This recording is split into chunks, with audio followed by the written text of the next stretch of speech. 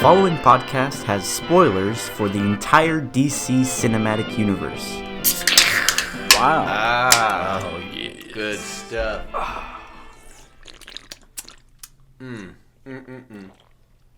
That's what I'm talking about. Well, hello. Hi there. Welcome back. We made it. Welcome back to the Talkies. We have been through an ordeal. Yes. Because we just went and saw Justice League. Now, I'm not saying that was the ordeal. We'll get into that. But we had made an oath that we would not comment on the movie whatsoever until we were here in front of these microphones. Which and of it was course, hard. It was really hard because after the movie ended, we're like, we got to get to the podcast. And we're like, well, but we're hungry. And so we went and ate, and we just kind of sat there staring at each other and kept trying we had to talk about the previews. Kept trying to talk about the trailers over and over again to avoid the topic at hand. So finally, we are here. We're set up. We're rolling. We can dive into Justice League, but not without our shout out to our sponsors, of course. As always, the Talkies is brought to you by the good people at Guayaki, making delicious yerba mate drinks. Can't say it enough how important Guayaki is to us here at Carmen Line Studios. It gets us through those grueling shoots on the set. Indeed. Or just the hard facts of life. You know what I'm saying? Come to life. Come to life. Guayaki, come to life. Thanks, Guayaki. Thank you so much. All right, now, where to begin? Well, let me tell you, I know exactly where to begin. Oh, good. So I don't. There was one thing I loved about Justice League. Okay, that's Should we get all the loves out first? The love. The love's out first. Scarlet Letters. Thank you so much for making beautiful credits to this film. The credits had just this amazing font. The font looks so good. That's where we're starting. Thank you, Scarlet. All right. Now you guys may think, gee, D sounds just sort of a dick, but no, D is a fontophile. He'll point You're out a fonts fontophile. at Not Del as much Taco. as you though. Everywhere we go, he's commenting on the fonts he sees, and so Oh, I know that font. if a film, I know that font. you know what font that was? That the You know, I credits was had? actually trying to guess what it was. But I knew you were. I knew you were. Okay. Well, yes, nicely done. Who was the person that did this? Scarlet Letters. Yeah, all Letters, credit goes right? to her. Is that a company? That sounds like That's a person. that's a person. Actually, maybe it could be That's a a company. company. No, Yeah. MCA was a person. Scarlet Letters was Scarlet Letters is not a name. Scarlet Letters, man. Well, the first half is Her name is Scarlet Letters, and her job is making is credits. making credits. That's all she does I'm every day. sure. It's good. Okay. Good luck. It's a family business. Yeah. That's why her name's Letters. It's a modern. Dear listeners, I promise we will talk about this movie. All right. Let me take a crack at this then. Go ahead. All right. So, for me, Justice League was actually one of my most anticipated movies of the year, but not for the reasons I'm supposed to anticipate this movie. I have largely viewed the DCU as a train wreck. Right. Maybe not a train wreck, but a train that is already off the rails and on its way to its wreck. And the rush to try to catch up to Marvel and turn into Marvel without doing all the necessary steps has really put this whole universe in a weird place. Starting with turning the Superman sequel into a Batman movie, and then jumping straight to the let's team up version of the Avengers without... We don't have an Aquaman movie. We don't have a... what do you call the robot guy? Cyborg. Did they say his name in the movie? I don't No. think they ever gave him a name. No, Well, they they gave didn't. him... He was his, just. Oh no, he his was his human name, name yeah, before he was... who died. Yeah. I guess they didn't say Flash either. But they didn't say Flash. Yeah. No. That's weird. Interesting. But anyways, it's really hard to buy into these characters and feel for them without having very much backstory. And so... Zero connection. yeah, like really little connection. And it's interesting because Superman has had 2 movies now. Right. And I feel like the least connection to him. Because they killed him in the last movie. I felt like you know. Jason Momoa's character, the Aquaman character, has some potential. Yeah. But you know, he's pulling off all these like really overt big character traits that might be fun. Like he's sort of the Thor Right. of the group, and he's doing his Thorisms, but they're not funny because we don't have the weight of a previous movie Right. to set up the jokes. To see how ironic anything that he says is. And so to me, the most interesting things of the whole film were all the Gal Gadot stuff. Yeah. That's all the best stuff. Same I here. mean, everything she was in, every line she said, and the scenes that took place in her world, whatever they call that island. Oh, yeah. Where The I forget what they're even called. island of Magic. women. I don't know. The Amazons. Amazons. Oh, yeah. The island of Amazons. Yes. That, like, I just wanted to see more of that. Ben Affleck's Batman. I like Ben Affleck's Batman. Yeah, I So think this it's is kinda actually the good. first time that I've seen him as Batman.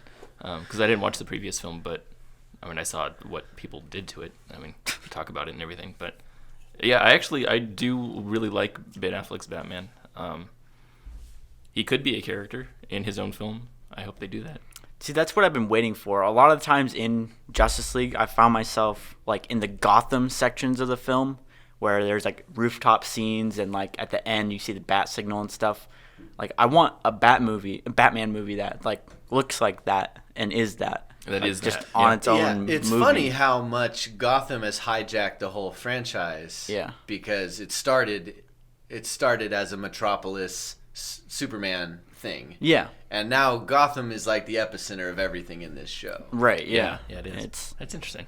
Yeah. Good. yeah. Batman vs Superman made it feel like Gotham and Metropolis were like twin cities. Yeah, you Right. couldn't tell Like what it, anything was happening. like they were in on that opposite movie. sides of the river. They were. Yeah. Yeah. It was ridiculous. Taylor, what did you think of the movie overall? I didn't like it. Okay. let me answer that question because the way I felt was that, this isn't a real good movie, Yeah. but it actually was better than I thought it would be. You know, it was actually a little bit better than I thought it was going to be too. Going in, I think you had said that like the most disappointing thing would be that it's not like extremely good nor catastrophically bad, and it's just sort of in the middle somewhere. I think that's what we got. Thankfully, it wasn't good enough to be where I thought it was going to be.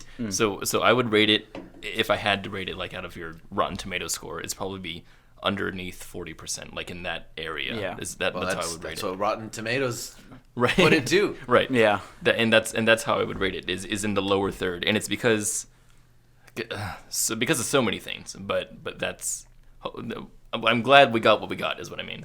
It wasn't. It still was bad enough for me to where I didn't feel like I got the mediocreness. Like I still felt like it was Still felt bad like you enough. just saw a bad movie. Yeah. Right. And Except the first like half hour is all right. This might be confusing for people who don't really understand what we're talking about. We wanted the movie to be bad, so that we could talk about Well, it. right. Like I probably would not have seen this in the theater Right. if we weren't doing this podcast. Right. Because it looked. I was just expecting a catastrophe. I also wouldn't have seen this in the theater if I didn't have a movie pass. Thank you, movie pass. Yeah. Our other sponsor. Well, they unofficially sponsor, right? We get all these Kind of. movies. I get they kind of do. Yeah. Kind of do. But yeah. So I almost was rooting for it to be a disaster, and I don't think it was quite a disaster. it wasn't. Nah, yeah, not a disaster. It just but was a really weak. Yeah, and it was just not one of the very things good. that made it so weak, I think, is the villain. Like Oh my gosh.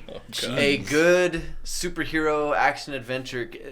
Those films can only be as good as the threat. Right. The threat has to be like the best movies. When I was a kid, the threat would give me nightmares. Right. The potential consequences brought on by the coming villain were scary. That you feel like Right. emotionally, not like Yes. not just the world's gonna go to shit. This you know? bad guy's Steppenwolf, he was called. Steppenwolf. Steppenwolf. The band. Yeah. not You the band. Step and then you wolf. And he his main objective was he wanted to re-landscape Earth.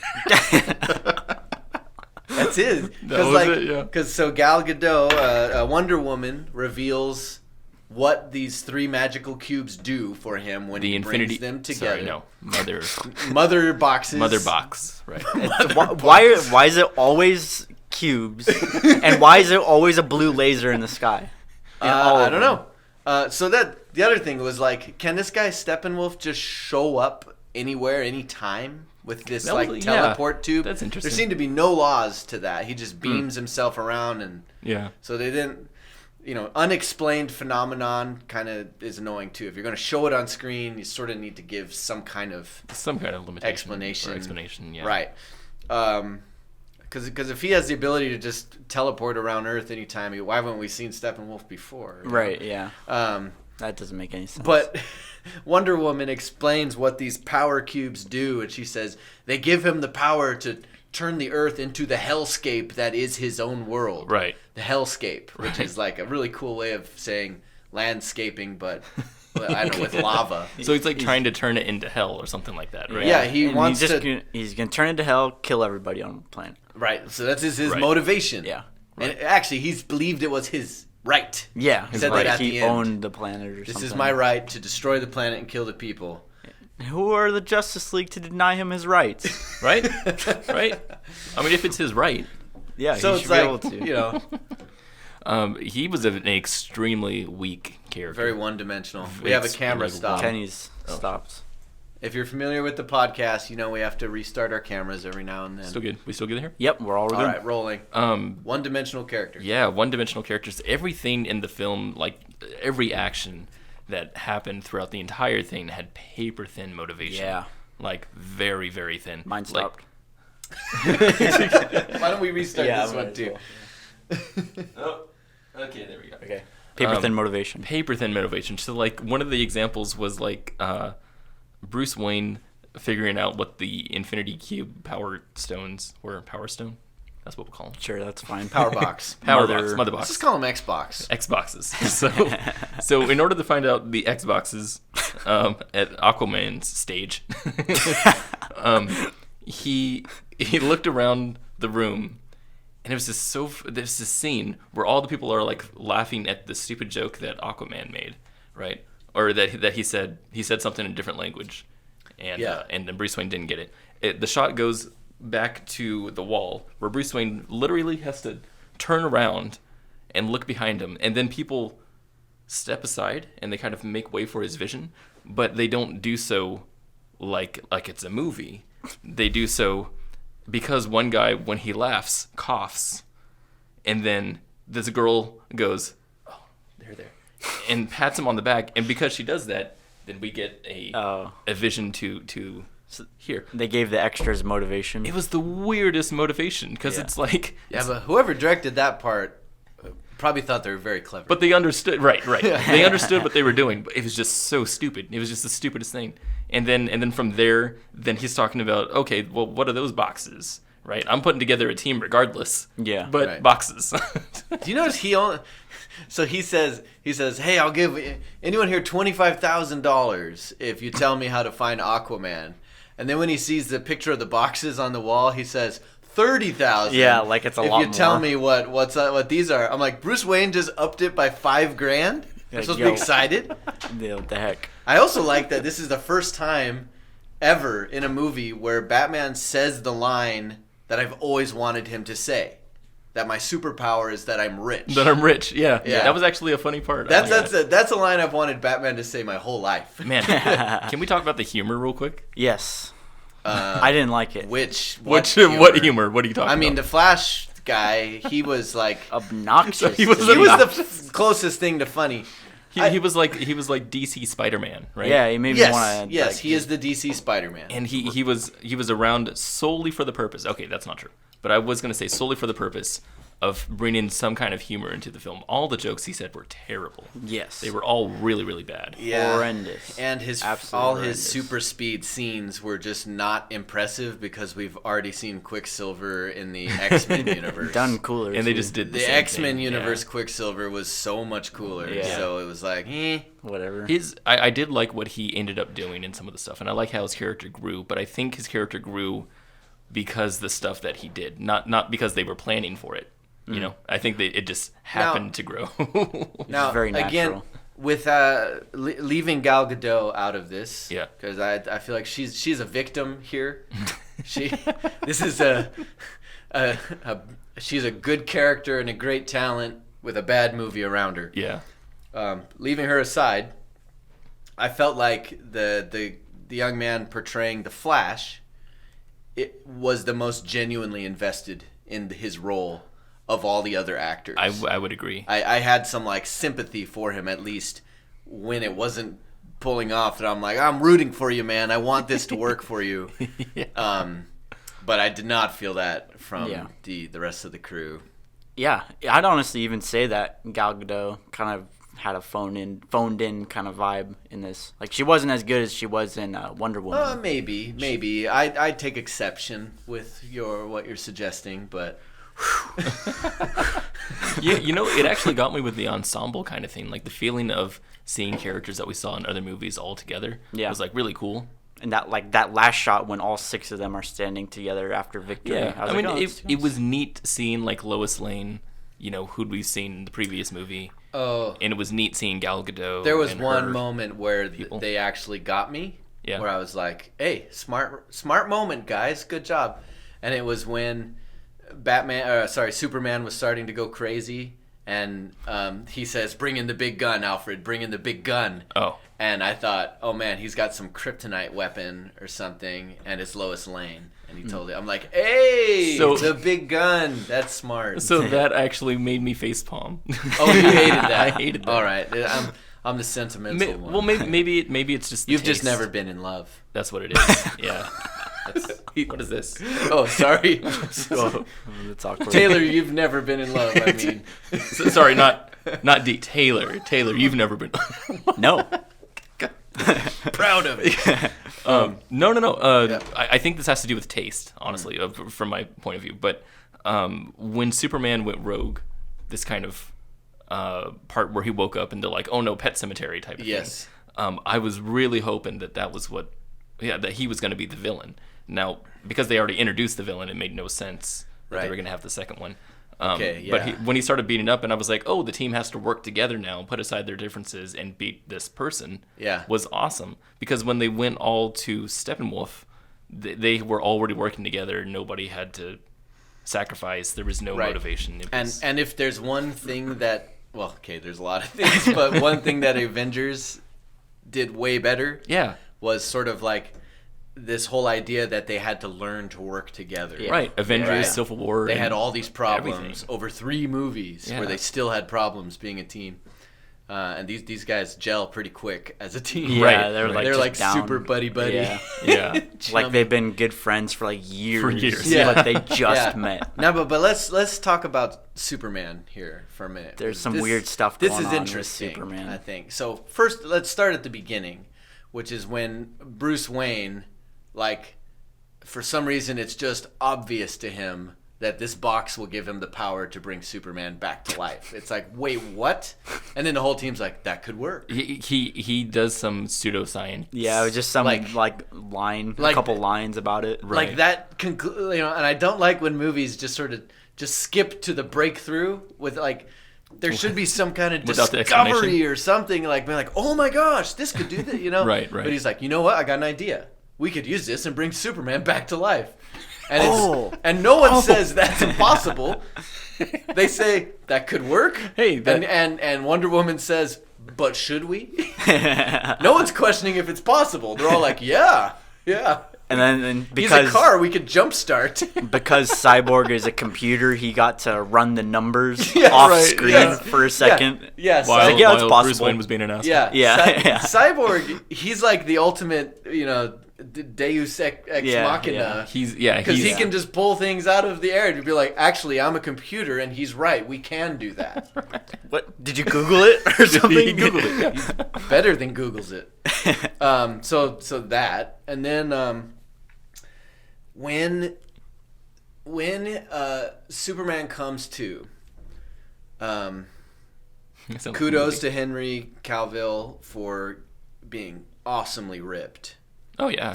You motivate me to work out, Henry. Wow. Let me just put that out there. Dang. But, moving on.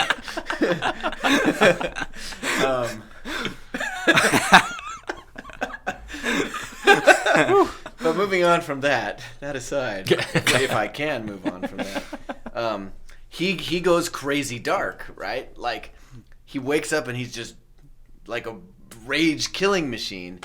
That was awesome. That was really cool. That was the coolest part of the movie. Really loved that, Yeah. and wanted that to keep going. That's why I was rooting Yeah. for him to be the villain. Yeah, I agree. That felt, and I half wonder if this was one of the major revisions.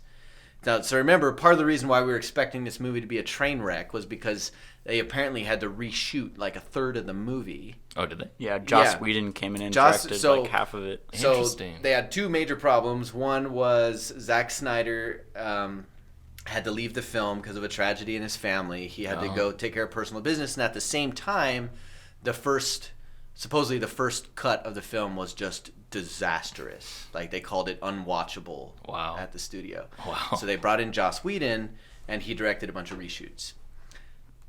There is leaked footage and photos of Superman from this movie where he has a black supersuit and a scraggly beard. That's pretty cool. That's all been cut. See, I was really hoping they would do that. So they took this in a different direction. That's I think they interesting. ran with dark Superman a lot longer Yeah. in the original script, and Interesting. realized it wasn't working. And it probably was because of this weight problem of already having Steppenwolf and this Right. giant threat, Right. and now having to deal with a dark Superman. And developing 3 characters: Right. Cyborg, Flash, Yeah. and They had to Aquaman. have origin stories for those 3. Yeah. That was pretty crazy. And so they, what I'm guessing is that to remedy that, they just decided, let's rewrite it so that Superman turns good in 30 seconds. I mean, I could see that. I mean, it took a full 30 seconds for Yeah, him to get pretty back on. much. You know what was weird also was Lois Lane when she came and when Superman flew her to the house and they spent like 10 minutes in the cornfield or whatever. Yeah. Lois Lane didn't ever seem like she was like, finally, my love is back. Yeah, she was No, just she kinda, was more very emotional mild. about how she let him down by not being strong while he was dead. Yeah. It was like, I fully expected you to come back. And now I'm reporting to you, sorry, I wasn't strong. Yeah. I was sad that you died. But like we got more emotion from his mom, Way more. like Yeah. in 2 seconds than we did with her in a whole scene. Yeah, well, I'm guessing Batman had already briefed her. She knew hey, what was going on. Superman's alive, by the way, That did happen off and screen, he didn't might go crazy. It did and happen if off he's crazy, I'm going to give a code word to Alfred and say, "Bring out the big gun." That's you. That's not a reference to your body or anything like that. That's just my code word for you. I'm calling you the big gun. It's because of the audience. Fine, I'll call you When Lois. we're- I'll the call you audience. Lois. Okay. You see, when this plays in the theater, the audience is gonna think, "Oh, big guns." Yeah. So anyway, So we're gonna subvert that. yeah. It's just movies, right? Okay, so she would have already gotten over the shock. My camera stopped. She would have already gotten over the shock of him being back. Right. And, so that her did, first encounter with him, he was still crazy. right. So that did rampaging, indeed so- happen off screen when it Yeah. should have been on. Yeah. Right. And once he turned good, he was almost obnoxious. Yeah, he seemed kind of out of character. Like It's funny that you say that because that's his character, right? Yeah. Is he supposed to be Superman, the doer of good and everything? mine stopped, so I'm gonna re-roll here too.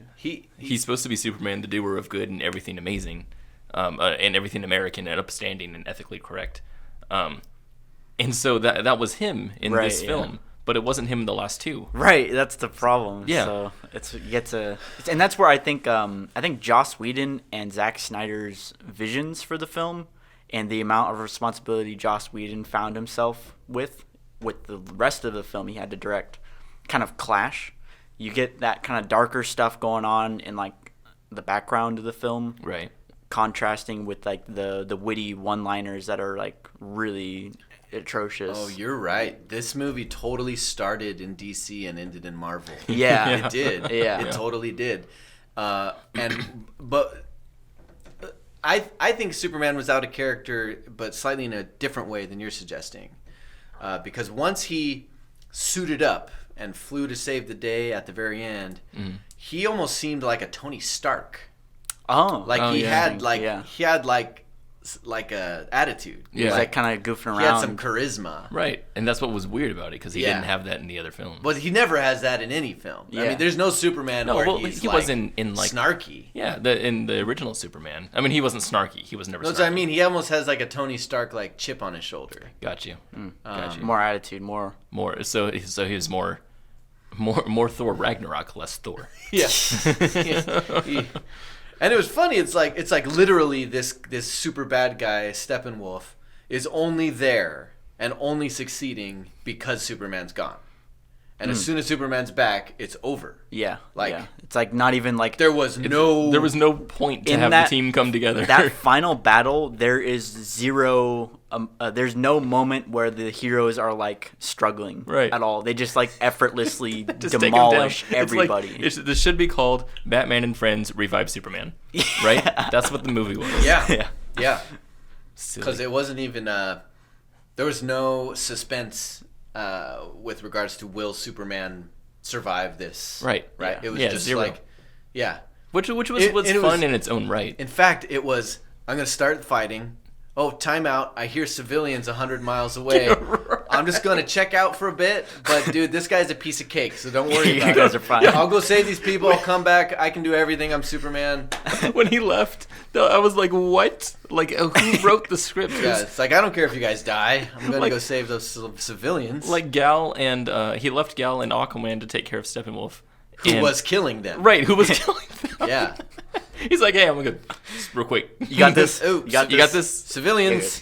And even and Batman's all like, "Oh, I sent the Flash. He's like, he's not gonna be able to do this. I'll do it." It would be better if he had, I think, more of an attitude, like you said, even more of that Tony Starkness. That would be awesome to see a Superman who was like full of himself. But they should have been like, like establishing, well, they should have been establishing everybody's character through individual films, building up to a team up movie. Yeah. Like Well, they Marvel should- did. yeah, they should have, yeah. They've totally botched. Well, the they have whole an thing. Aquaman movie coming next. So they're retroactively doing it. There's not even a standalone Batman movie in this universe. And there yet. may not be. Yeah, and at they're this gonna like point. recast him apparently. That's is so crazy. bad. Like I really want to see a DC Batman film now. with Ben Yeah, Affleck, like just a I don't. solid one. I do. I think it would be. It'd You probably didn't be see bad. Batman vs Superman. I didn't. It's bad. It's bad. It's really Maybe I bad. don't. Like, Batman was also he had moments of being out of character too, where like in that like super clever line where Superman's like, "Do you bleed?" Because remember Batman vs Superman, he says Yeah, that, yeah. He says it. and Yeah. then Call he back. throws him, and then Batman's on the ground. He's like, "Yeah, I'm definitely bleeding somewhere." It's like Batman wouldn't say that in a million. Well- That's a Flash line. the other thing is, so in Batman vs Superman, my main criticism of Batman in that film was that he was so dark and broody. Now, Batman is always a broody character. Yeah. That's Bruce Wayne That's him. is defined by being a broody, sort of like introvert type. But he also has this characteristic about him that you want to be him. Like, Yeah. he has a special kind of charisma. And throughout the whole Batman vs. Superman, Ben Affleck's character is just pissed off the whole time. So I think a lot of Zack Snyder movies have this thing that they say pissed off means brooding, right? Angry means bad, and reference means funny. right? It's like there's zero depth to what they're doing. Yeah. But like at the surface level, everything looks correct. Like this movie looks like a great movie on the top, right? But there's nothing going on underneath. And this was a problem. pretentious. Right. Well, exactly. You wouldn't think it, but it is. But every Zack Snyder movie is like that, and it's not. I want to say it worked for 300 and Watchmen because it was on accident. Oh, I think man. I think No 300 love for the Snyder. Well, okay, so 300. I'm just going real quick tangent here. 300 was like one of my favorite films when it came out. Yeah. I loved that movie. And I still love Great it. movie, yeah. The second 300 that came out, I watched, and it had the same exact tonality, the same exact direction. You can understand the same person made it. And it was written just completely weird. Like they took what's his name? Who's the big Persian god guy? Xerxes. They took Xerxes and they made him into this character who was no longer a guy who believed he was God, but now was just a guy who's just powerful and pissed off at people, right?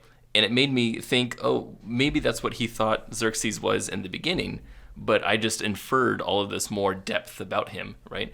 I think 300 was such a simple movie that people could look at it and infer all this meaning, right? You could be like, oh, this is a really deep film, because it's really about what it doesn't say. Yeah. Right. And you could say that even about what's that film with the girls and the Nazis? Sucker Punch. Sucker Punch. You could even say that about that film, but that film's a mess. but yeah, I think that's what they did with those ones, and I think Zack Snyder doesn't understand how to make a deep film. And then with Watchmen, he had the luxury of having excellent source material. Exactly. Yeah. Right. He had such a good story to work from that he just turned it into visual. And it worked, right? Because he had all that stuff to choose from.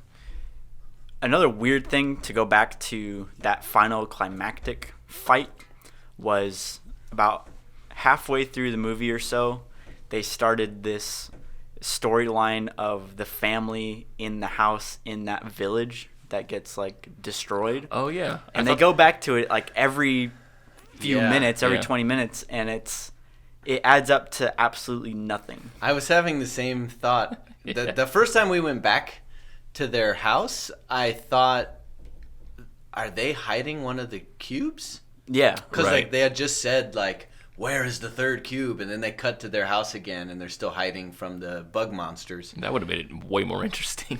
Right. But I guess their whole point was to give this idea of this is affecting and hurting real people.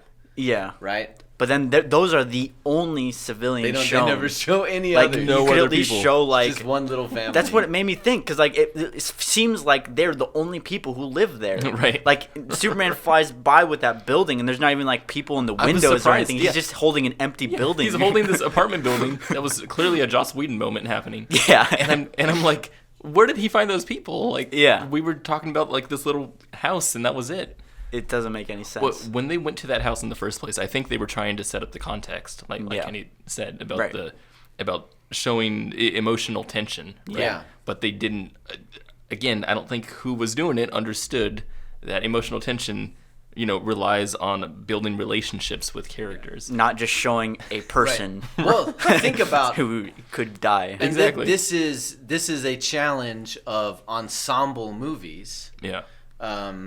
It'll definitely is, I'm sure, going to be a very interesting to see how they deal with this challenge in Infinity War, where the ensemble's ridiculously huge. I don't think that's the challenge is where is the space to show the rest of the world? Right. How many other characters did we even see who weren't superheroes or villains? Right. And so I think we've got the they Amazons, plugged in this family to show that there are still real people being threatened who are going to die. But why just one family? Just one family. Yeah. And they cut back to it. Stopped. And they cut back to it 3 times too. Yeah. They could have cut to other families. Yeah. And they didn't even like establish like a character with them. It just shows them like boarding up their windows. It shows them getting bug spray, which is like a funny little thing. And that's what I mean by anything. The bug spray was great. This is what I mean by surface level understanding of movies, right? How they work. Because in order to be invested into a character, you have to understand what they're going through and the proper motivation to get them there, right? You can't just see a girl crying and be like, oh no, right? And be totally emotionally invested. And yes, unless you're a parent, who, special Everyone's circumstances. different. Some people can do that. But Right. it's like the easiest thing you could do, and it takes the minimal amount of effort. It takes the most minimal amount of just effort. compare it to how well it was done in Age of Ultron, which is a movie I didn't think was great, but at the end there's that sequence where an entire city is now floating in the air and being threatened with destruction. Yeah. And you get a good look at people all over that city. Constantly. You People see are running all over the place. thousands of people who are afraid and terrified of the destruction that is coming their way. Right. So you feel the weight of saving that city. Yeah. You know? Yeah, and at least, I mean, and maybe, you have cutaways every now and then of, I don't know if this happened in Ultron because I don't remember, but cutaways of people, saying things that they would say in real life. Not like, oh no, we're all going to die, but things like, where's my child, or... Yeah. Or where do I praying go? together. Right. And yeah. Exactly. Something like that can really emotionally get you and make you feel for the character. On another tangent, I'm just tiny tangent. Wall-E does this perfectly because it's a robot who not only doesn't look human-esque at all, Right.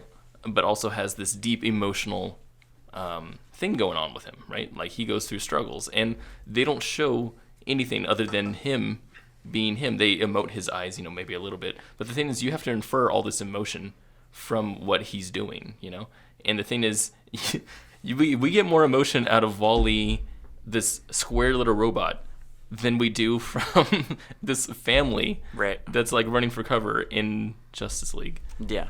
That shows you a lot of how storytelling works. Yeah, definitely. They also had this through line throughout the movie that these aliens are attracted to fear. And like if you're afraid, they're going to jump on you and eat you. Yeah. And they used that to set up the ending, right? It was good fodder. Superman disarms the bad guy. Now he's afraid, and his own minions turn on him and eat him.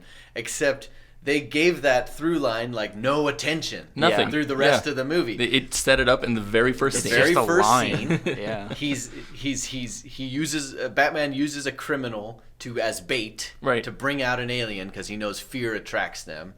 But then you have this family who's terrified. They should be ripped apart by these aliens, but it never happens. That's a really good point. That's hilarious. Because the aliens were distracted with all the other people in the town, so it was hard to just choose one family to go after.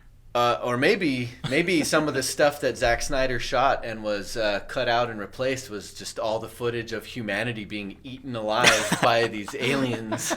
It was like a Walking Dead sort of thing, and it kind of did feel like that. Just too much. That whole last section was a Joss Whedon helmed. Oh, thing. I don't know this for sure, but I'm going to assume that all that full color uniform Superman stuff at the end was heavy on the Joss Whedon side.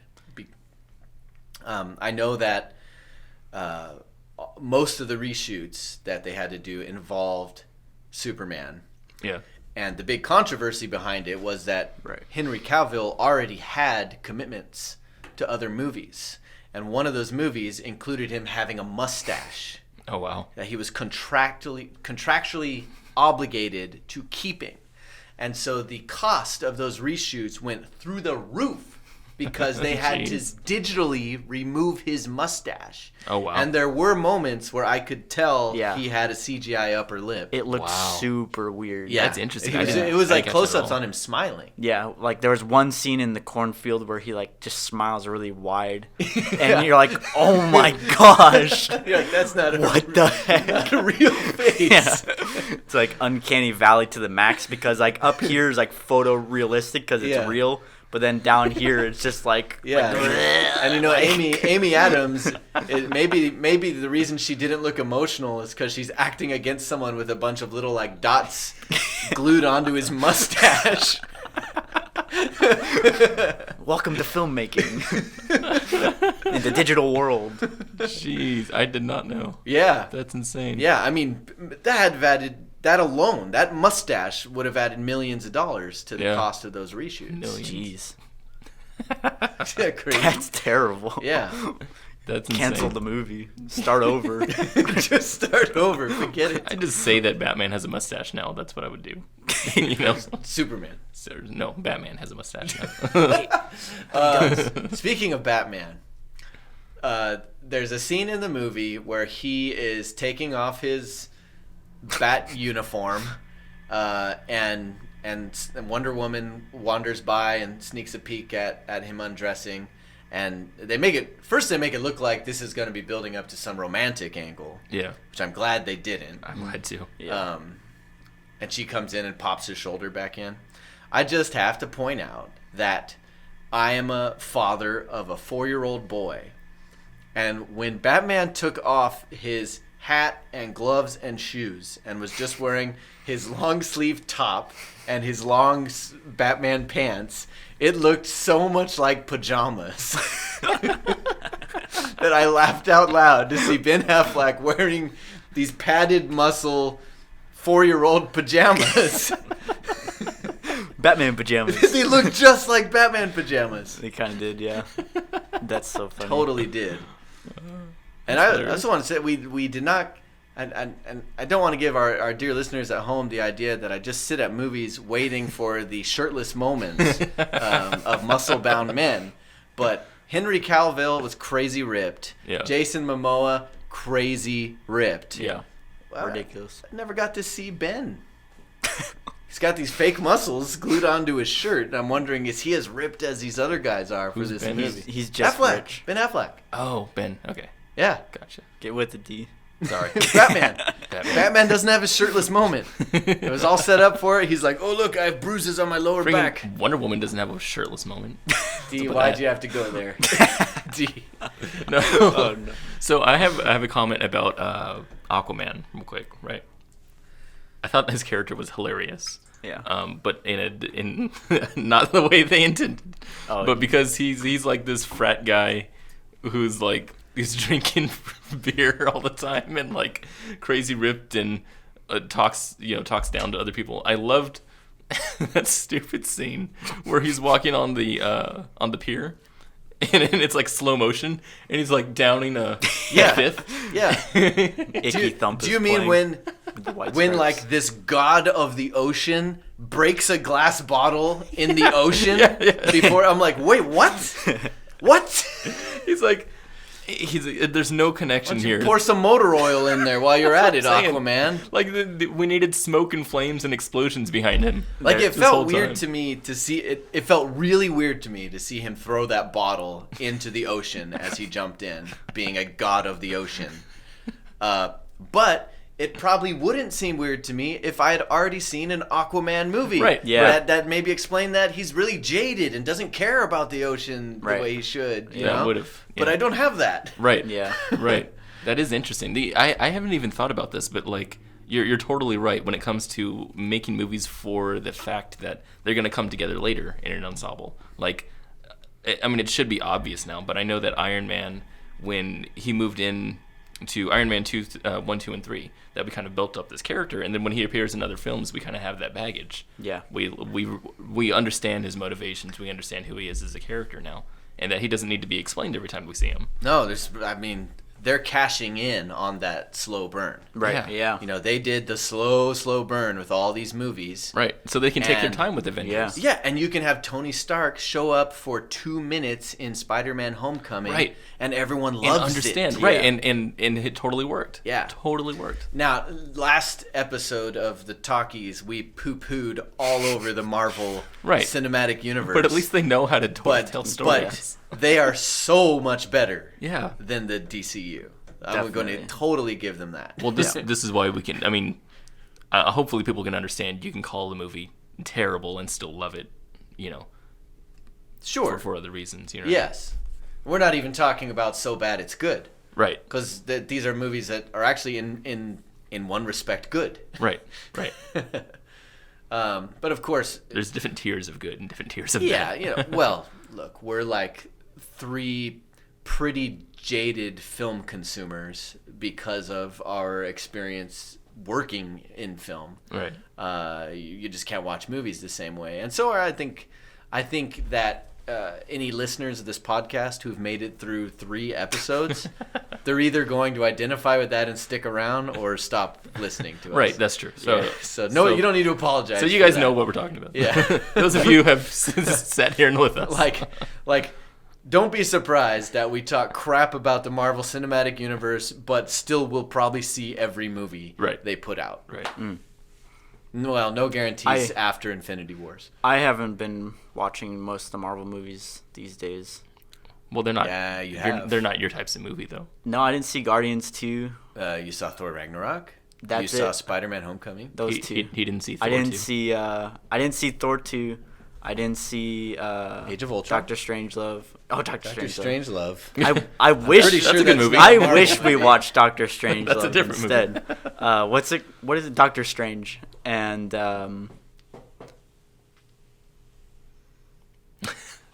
That's pretty much it. Captain America 2? I saw Civil that. War? Yeah. I did too. I saw that. Yeah. So maybe I'm wrong. I think you are wrong. I think they've created. I only saw all the films. I didn't realize. I They've thought I created saw a- less of them. They've created a cultural machine Yeah. that it's hard to escape. Yeah, well, I it's just kinda don't Star like Wars at most this of point. them. Yeah. Oh, man. I really want to talk about Star Wars. Oh, we'll get into Star Wars. 2 weeks from now, we'll go watch Last Jedi, and then we'll dive into this because I've got strong opinions. Restart that camera. We have lots of strong opinions. We do. Star Wars. I don't want to become the podcast that just rips apart cinematic universes, but No. that definitely is on the horizon. Is the Right. the Star Well, Wars that's the stuff deep dive? That's the stuff that's popular right now is the cinematic universe. Yeah, so maybe we need to burn down that mansion so that we can build up the good stuff. Because coming up, we're going to be talking. Sorry. Oh dear, we got a full card. Let's Hold just for pause them. card replacement. Let's pause. We're rolling. We're rolling. All right, so, I was saying, I don't want this to turn into the podcast where we just dump on cinematic universes because it'll be 3 episodes very close together where we talk about DCU, MCU, and Star Wars. It just so happens those are the latest installments. Yes, Are these yes, movies that we saw? and it needs to be said. It just needs to be said, and let's get this universe crap out of the way so we can focus on good movies. And thankfully, coming up very soon, Disaster Artist. Yes. Came out today. We're going to hop on that very soon in an upcoming episode. Very excited and Shape of Water, Yeah, which that's I good. am really looking forward to. Yeah. So we're going to get into some. You're actually going to hear us praise some movies we like. What? Well, we did do that with Blade Runner. We loved Blade Runner. we did. I guess So, our first episode. so we do like some movies. To change the name of the podcast. We hate movies. We hate movies, except some. We hate the talkies. Let's Talkies suck. Let's get optimistic. We like some movies. There we go. Yeah. We like the good ones. We like some movies. You were going to share something else about Steppenwolf. Yes. The villain. About Steppenwolf. So this villain had so I was actually really liking this villain when he first showed up because he was this guy who came in and just knocked the crap out of everybody. It was super powerful. Yes. And a lot of times in Marvel films that I really don't like is they'll include a bad guy, someone like Ultron, who's this all-powerful person, but he holds back, because the superheroes. So you can't fight your full force on the superheroes because they might die. So this guy seemed like he was letting loose on the Amazons and everything, and I think he killed one. Yeah, I think quite a few of them died. Yeah, so At least I don't one know, or but he two. was there and he was swinging the axe and everything and killed a bunch of people, and I thought that was really neat to see a bad guy go that all out until he started getting all the cubes together, and then we saw him with what's his name, Cyborg. And he held Cyborg twice up like this without doing anything to him. Well, he ripped his leg off. He did, not his head though. Not his head. Yes. He goes like this and he goes, "Let me get your leg." No one wouldn't want to do anything fatal. Don't want to hurt you. It's a good point. You make a good point. Yeah. So, Softy. So until then, right? Steppenwolf, the old softy. The old softy. I thought it was interesting that you only see Aquaman use his powers in a moment of like action and in like a fight Because there was no water anywhere. once. And One I've been- time. Yeah, and I've been And- wondering about like how smart of an idea is to have Aquaman as part of your superhero team. I mean, I guess he can fight. He can be thrown around with a trident. He's tough, you know, and he can Oh, fight. yeah. And he says things like, "Oh yeah," like the Kool-Aid Man. But Oh yeah, my brother. apparently, My brother. the great we'll call it the Legolas moment in this movie when he surfs on top of the back of That was pretty awesome. an alien through multiple levels of a Right. building and comes sliding out the front door. And then whips his hair back. Just reminded me of Legolas climbing up the side of the elephant and killing it and sliding down the trunk. You know? Right. But One's awesome, one's lame. yeah, the difference being. But yeah, all of his powers involve water. Right. And so it's a good thing they had that one moment where they were underneath Gotham Bay, or otherwise Yeah. he's just good at fist fighting. Yeah. And being thrown around. And he'd be in big trouble if Cyborg wasn't there to fly him around like like the bugs in Right. Bug's Life. Bugs in. In Bug's Life, when the circus bugs travel, like 2 or 3 of the bugs aren't flyers, Yeah. and so they carry each other. That's beautiful. I love That's great teamwork. I love seeing comparing like these kids movies that are just way more competent storytellers Yeah. than like these big ones that are. Well, sure. Yeah. It's so No, funny. if the smart people at Pixar wrote superhero movies, well, we'd get The Incredibles, which Which is is better awesome. than any Marvel movie Yeah. ever made. Right. All right, so why did what was his name? Steppenwolf, right? Uh-huh. He's in the sewer. They shoot a missile at him. He grabs it and Catches goes it. Primitive. But then why He would throws he it at the wall. Why would he blow it up right on him? Why would he turn it and blow it like he just blows through the wall on him? Why wouldn't he like Well, he can point it teleport. and shoot it back towards them? Oh, did he teleport out? Is He that did. what it was? Well, he should The have done, but reason short he back shot in. it at the wall was so he could let the flood in Oh. and thereby give Aquaman a The purpose. excuse to use his Yes. powers one time. Yes. Oh, right. The script called for it. Oh, To That's right. see it was necessary to the story development. That was Steppenwolf goes, "Oh, how are we going to get Aquaman some screen time? let in the flood." That's really that's nice of Steppenwolf to Yeah. be considerate to Yeah, the writer. He's very generous with the screen time. That's great. That's nice. That's Yeah. great. He's my favorite fourth wall breaking character now. But yeah, you're right. If you catch a Steppenwolf. missile that was fired at you by your enemy, you think you would just shoot it back at them. Yeah. Not like blow it up right where they kind of wanted it He's to like, anyway. well, I could blow you up or drown you. We like- choose drowning. I like in the Amazon scene when one of the girls is like shooting an arrow back at what's his name? At Steppenwolf. Yeah. Like it's like she's actually gonna do something. Like he just went through he stole this cube, slaughtered all these girls, came through with all this huge what do you call it behind him? All the Fire bugs. and aliens. Yeah. and all Yeah. And then like the girl and then like smacks the girl so that she's like way over here and she goes Yeah. and then he like catches the arrow or dodges it or Yeah. something. I'm going to beat you with archery. Yeah. So Yeah, no, I don't mean to be the snob that picks on CGI, but his face looked terrible. yeah. That was like a No, I video game Yeah, level dude. Bizarre. face. He looked That like a was boss from a video game. that was the same thought in my head. Not only was his face that way, but like everything in the movie reminded me of this whole thing's like a video game cutscene. Yeah, definitely. The Especially entire the action thing. stuff. Yeah, they have really cool visual moments. Like I think did Larry Fong shoot this movie? He shoots like all Zack Snyder's movies, but Maybe I'm not I sure. love his cinematography. Like it looks really really cool. But yeah, what the hell? I have the ultimate nitpick. All right, yes. let's pick that nit, Yes, dude. pick the nit. At the end of the movie, everything's resolved. They're standing over the town.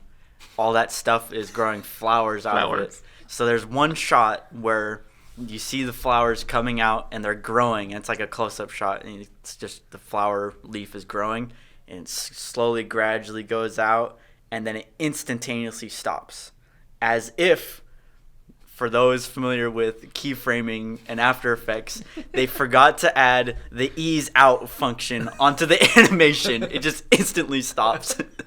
Grows out. That's a pretty tiny Yeah, nit, it's man. very slight. Yeah, I but these noticed are it. the kind of things you see when you're ruined. Okay. Like we are. Well, then I have to talk about something then. Do it. It's that time of the podcast, everybody, where we pick on the ridiculous fine points of a movie's flaws. When Batman lifts out of his under ocean entrance, right? Yeah. And goes away, and what's his name is standing there on the platform. When the ship takes off, it leaves behind a bunch of water that then goes into the digital hull, right? Yeah. Yeah, where's that water going? But yeah, I'm thinking that too. He has some But recycling system. but the ocean waves fade into nothingness Oh. because there's actually no hole there, so it doesn't drop. The texture of the ocean just kind of goes into a feather. But, Oh, weird. but physics. That's weird. So they're creating water out of nowhere, and yeah. Right. the heck? So you're upset that they didn't mimic real physics in the way the water was behaving. As much as the fictional flowers growing out of the fictional thing stopped, that's But no, a lot of movies go to great lengths to do that kind of stuff. Yeah. Yeah. They do. yeah. Avatar. So I think it's fair. Avatar. I think it's fair. These are fair criticisms. So the jerkiness, the abruptness of the flower stopping its digital growth, the breaking physics water, and the funny-looking upper lip on Superman. These are the things that ruin movies for jaded filmmakers. But beyond the really shitty storytelling. Yeah. Oh yeah, Yeah. that too. Now here's an interesting thought. So here's a movie that got 40% on Rotten Tomatoes. And I just saw a movie the other day that had 48% on Rotten Tomatoes called Murder on the Orient Express. I enjoyed Murder on the Oriental Express infinitely more than I enjoyed Justice League. And it's not a great movie, but it's way better. Yeah. And yet they're separated by 8 points on Rotten Tomatoes, right? It's weird. What does that mean? I don't know. You It know? means Rotten Tomatoes is broken somehow. Well, It yeah. means the way they rate films is not what they should be rated. I think it's more about how well does a movie reflect the expectations of the audience. Which is why you see all these Marvel movies getting 95%. You know, are these Marvel movies as good as Citizen Kane, which also had a 98%? Is Spider-Man: Homecoming Oh yeah, on equal level with Oh, yeah. Citizen Kane? absolutely. According to the tomato meter, it is. So clearly, this isn't a measurement of how good a movie is. It's how satisfied were you with what you saw, and that's based on what your expectation is going in. Marvel and Disney in general are very good at setting up your expectation and making the movie so that they match. Right. So you walk out being like, yes, that was just what I hoped for. That was a Star Wars film. That camera turned off. And so, What I saw was indeed the film that I thought I was going to see. yes, right. But that You is- feel like you yeah. got your money's worth. Unlike Mother, Right. which is why I got such a low score. Yeah, Mother was not at all what you thought going in. That begs the question, though. Did people expect Justice League to be good? I think so. Yeah. Yeah. Because well, if we're talking because about- of Wonder Woman. If we're talking about, Of course, audience score, it actually higher, did quite well. yeah. 80 something. that's suppose. crazy. Yeah. That's I couldn't give this movie more than 50%. Like even if I forgave everything. Yeah. It's just mindless escapism. Yeah. People like that. I don't know. That's weird. I mean, people have different tastes, so that makes sense. I mean, Suicide Squad made a butt ton of money. I know a lot of people who really like Suicide Squad. They're They, making a love second it. one. Yeah. You know, That's weird. But it was critically it also sucked. panned, It's not a good movie. It is terrible also. Avatar: The Last Airbender made a lot of money. Yeah, Yes, it you know. did. and it is without question a bad movie. Fun fact about Avatar: The Last Airbender. It is one of the few movies to ever be made that made its money back and profited, but did not make a sequel didn't make a because it was sequel. hated that much. Source: WTF M. Night Shyamalan. Yes, in fact, dear listeners, if you were not aware, we have another podcast called WTF M. Night Shyamalan. It is nothing like this podcast. Nothing at all. It is sort of like It's actually a lot harder to make. it's a lot Yeah. harder to describe too. Yeah. too. I mean, it was Just listen started to off. it. We started You'll off probably calling like it an it. audio documentary. Now it's almost more like historical fiction.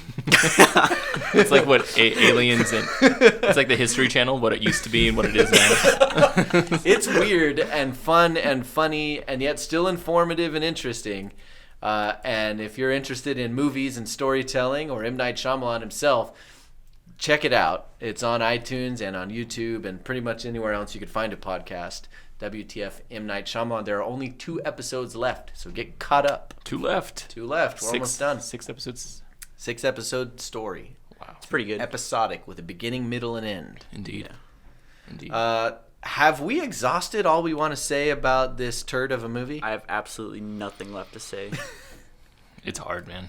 It's hard to talk about it even more. There, MoviePass is conditioning people, at least me. It's conditioning me to go see movies I wouldn't see Yeah. and have more patience for them. Yeah. Like I have always had strong feelings about avoiding bad movies. Like I just did not. I mean, it's hard enough to go out and see a movie when you're self-employed, working hard, and have 4 kids and a wife. It's like if I'm going to justify I'm going to the movies and spend some of our money on it, Right. I want it to be good. And with MoviePass, it's like I really don't care so much anymore. Yeah. I do like that. I do like that. I like that I could see Blade Runner on the same time that I see Justice League. Yeah. It's nice. Yeah. Have the luxury of like seeing Blade Runner multiple times too Right. without spending a bunch of money. But we're not talking about the sponsor. That's not our sponsor. Sorry. Sponsored by Anyway, Guayaki. Yerba Mate, Guayaki. Come to life. Thank you for your continued support, Guayaki. Come to life. What's that word? Organic. Half a pot of mate. Half pot of money. Ah, yes. We have a special word for those days when you need a lot of extra yerba mate. Half a pot of mate. Half a pot of money to you. Half a pot of mate. It means half a pot of mate. If you Half didn't a catch pot that. of mate. I heard yerba mate or Guayaki. How do you say that? Guayaki. Guayaki was making a life. video game. Really? Oh, Yeah. you know what? I heard about it too. Valve licensed it out to them, A huh? Valve licensed What? Yeah. yerba mate game called Half-Life 3. Wow, that's crazy. That's the most insane. Are you thing guys ever. doing a bit from your other podcast? Wait a second. Wait a second. That's from Confirmed. We My have bad. another podcast, folks, We're called plugging. called Confirmed. It is a video game podcast hosted by these 2 knuckleheads, Dee and Taylor. Oh, I'm not a video game file, Video gameophile. but Half a pot of money. even so, I find their podcast very entertaining and interesting. And if you are into video games, you should be listening to this podcast. So check out Confirmed, also on our YouTube channel and iTunes. And our website. And our website, And everywhere. carmenline.film. Nice, fancy purveyors. Carmenline.film. Let's each give our final take on Justice League, and we will wrap this sucker up. I will call this thumbs diagonal down oh, because down just means it was a pitiful experience, and honestly, I had fun watching it, but it was not good. that's nuanced. I like that diagonal down. Yes. Yeah. By the way, I think that the thumbs up and down rating is licensed material Oh, of whatever network used to carry Shoot. Siskel and Ebert. So Shoot. I think you should probably use a different scoring Okay. system. I will give it 1.5 out of 30. That's pretty bad. Jeez, that's really bad. Okay, All right. I'll take that. I thought it was bad. Yeah, Yeah, I thought it was bad. shame. The only thing I really liked about it is a couple shots in Gotham with Batman that looked really cool and had a lot of potential. Made me want to watch that movie. It made it look like Watchmen, honestly. Yeah, so that was kind of Yeah, cool. That's true. The most fun I got out of it was just watching it with you guys because it was super fun to laugh at it in certain moments. And yeah, that's about it. If I watched it alone, I'd probably want to just die or leave. something. Yeah. Thankfully, Yeah. there was only, 5 other people in the... One of which was dying. One of which was dying. There was a person in the theater that sounded like they were dying, and we were pretty poor Samaritans because we didn't ask if they needed help or anything. No. Well, they had a person with them. Oh, so it's fine. Yeah. just So let that them means die. it's okay to feel like you're doing the... Anyway, we were giving Pyramid. final thoughts. Hope that person made it. As for my opinion as to this film, I'm pretty much in the same camp with you guys. This was not a good movie, and I'm left saying the same thing I've said after every DC movie so far. This does not bode well for the future of the DC universe at all. It really doesn't. It makes me feel like I'm glad that I didn't watch Batman versus Superman. Well, I'm That's what sure it this- makes you feel like you don't need to now. Well, I certainly don't need to. And any DC film, honestly, that comes out in the future, I don't feel like I know. Will That's this made by be Zack the- Snyder. Will The this Zack be Snyder. the last DC film we cover in this podcast? I hope so. Doubt We it. put a nail in it? Maybe we should definitively just not do it. Just make a policy. We're Yeah. done with DC. Yeah. The Talkies, where we cover the movies but not DC. Well, I don't know. I mean, if listeners want to see us tear apart a movie, then I could see that.